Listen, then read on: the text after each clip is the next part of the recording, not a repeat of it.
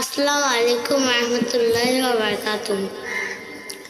তুমি ছাড়া কে নেই মালিক বলে তার ডাকবো, হো তুমি ছাড়া কে নেই মাবুদ বলে তার ডাকবো।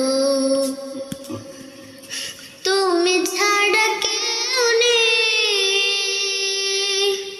ভালোবেসে তার ছবি আঁকবো।